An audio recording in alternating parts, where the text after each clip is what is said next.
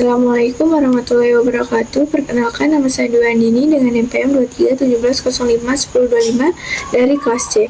Di sini saya ingin mengerjakan tugas chapter 2 tentang the representation of Knowledge, Express System, Principles, and Programming Foundation.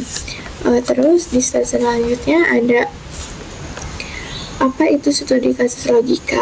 Logika adalah studi kasus tentang kesimpulan berdasarkan keseperangkatan fakta. Kita berusaha mencari kesimpulan yang benar. Contohnya logika informal, situasi di pengadilan di mana pengacara membuat serangkaian kesimpulan dengan harapan meyakinkan hakim. Terus logika formalnya adalah pendekatan lebih ketat untuk membuktikan apakah sesuatu kesimpulan benar atau salah. Terus ada mengapa logika penting? Kita menggunakan logika dalam kehidupan sehari-hari. Manusia tidak terlalu baik dalam berargumen karena sekali gagal. Misalnya makna kata. Dengan proses berargumen itu sendiri, semantik merujuk pada makna yang kita berikan pada simbol. Terus ada tujuan dari sistem pakar itu, kita perlu dapat memisahkan makna sebenarnya kata dengan proses berargumen itu. Perlu membuat kesimpulan tanpa bergantung pada semantik.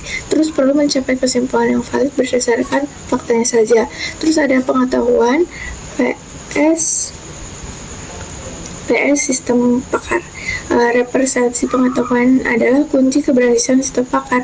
Jadi, sistem pakar dirancang untuk representasi pengetahuan berdasarkan aturan logika yang disebut kesimpulan. Pengetahuan mengaruhi pengembangan, efisiensi, kecepatan, dan pemeliharaan sistem.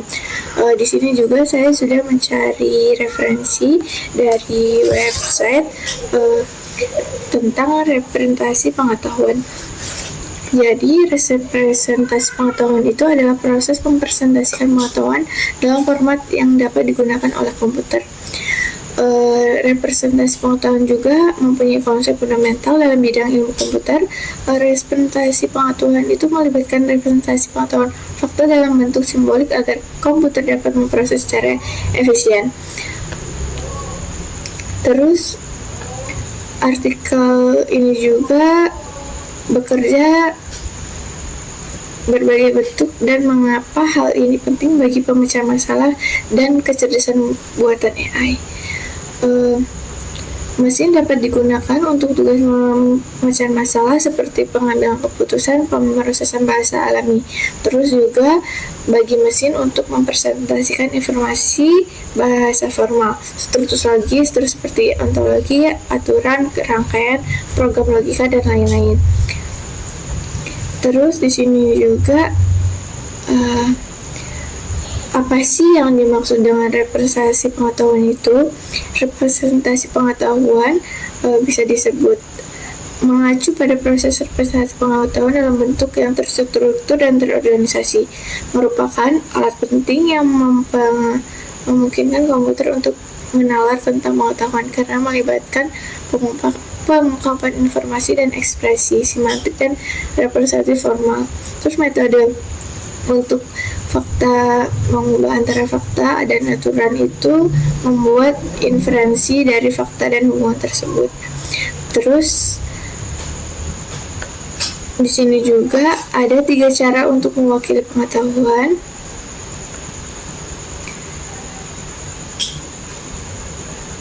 Representatif pengetahuan itu merupakan media penelitian penting dalam rekayasa pengetahuan.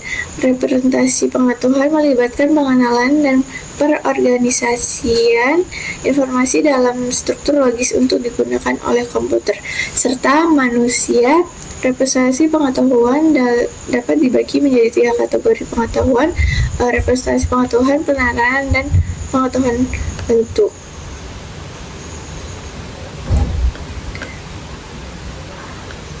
Terus di sini ada kesimpulannya. Kesimpulan dari representasi pengetahuan itu sendiri adalah konsep kunci dan dalam kecerdasan buatan. Konsep ini mengacu pada cara data dan informasi diproses, diorganisasi, direpresentasikan dan disampaikan digunakan oleh sistem, memungkinkan mesin untuk membuat keputusan berdasarkan kumpulan data yang kompleks. 3 cara utama mempresentasikan pengetahuan adalah representasi simbolik, representasi koneksionis, dan representasi hibrida. Proses simbolik menggunakan simbol atau konsep yang mempresentasikan fakta.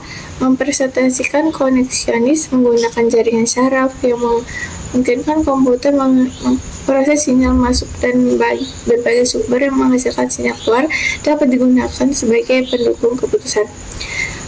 Representasi hibrida menggabungkan kedua metode representasi pengetahuan menjadi satu sistem. Terus pentingnya karena membantu memecahkan masalah terkait pemasaran bahasa, pengenalan pola, dan menyelesaikan tugas-tugas kompleks seperti robotika, pemrosesan visual, dan pemrosesan bahasa alami.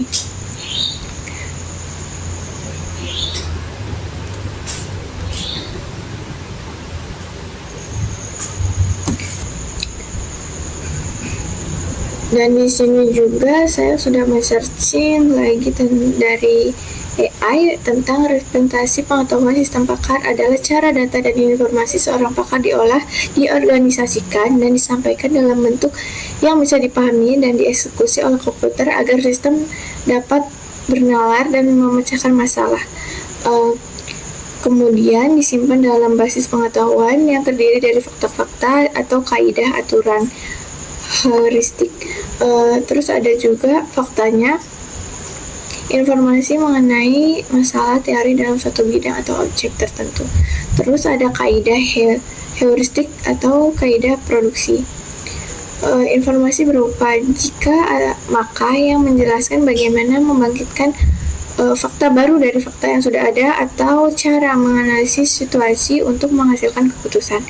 Di sini juga ada teknik representasi pengetahuan yang utama. Yang pertama itu ada aturan preklusi rules, bentuk representasi pengetahuan yang paling umum menggunakan bentuk if then, yaitu jika maka. Terus ada jaringan semantik, menggunakan simpul atau buzzer untuk mempresentasikan hubungan antara objek-objek. Terus ada representasi bingkai, mengorganisir informasi tentang objek dalam source atau aspek yang memiliki nilai tertentu. Terus ada mempresentasikan logis, menggunakan logika formal untuk mempresentasikan pengetahuan yang melebihi sintaktis dan semantik yang jelas.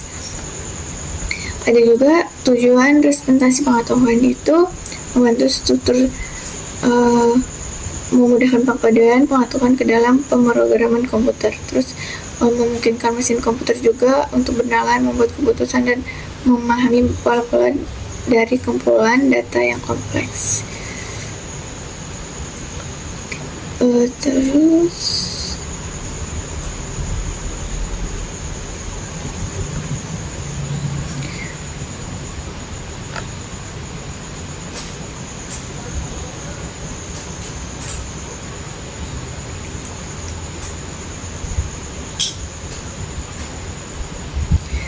selanjutnya di sini juga saya sudah membuat soal. Pertama give from berupa bentuk soal. Di sini ada kita bisa mengisi nama, NPM, kelas, prodi. Juga di sini soal yang saya buat adalah dalam sistem pakar mengenai ketidakpastian, misalnya di organisasi gejala penyakit. Representasi pengetahuan sering dikombinasikan dengan nilai keyakinan containing faktor. Tujuan utama memberikan nilai ini adalah jadi jawabannya yang benar. Yang pertama adalah menentukan kecepatan eksekusi aturan. Yang kedua, memberikan ukuran derajat kepercayaan terhadap fakta sehari sistem pada pengalaman keputusan. Terus ada meskipun kebutuhan mesin inferensia. Terus menghindari penambahan pengetahuan baru ke basis aturan.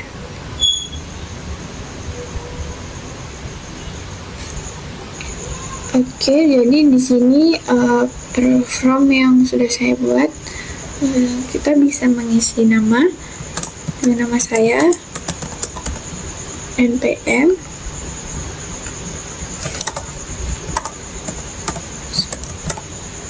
terus saya sendiri dari kelas C, kemudian prodi saya S1 Ilmu Komputer. Nah, ada soalnya dalam sistem pakar yang mengenai ketidakpastian misalnya di organisasi gejala penyakit, representasi pengetahuan sering dikombinasikan dengan nilai keyakinan. Apa sih tujuan utama memberikan nilai ini adalah?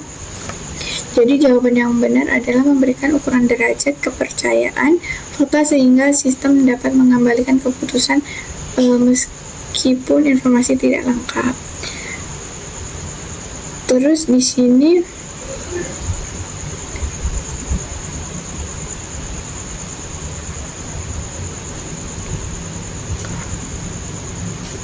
sini jawabannya adalah if then.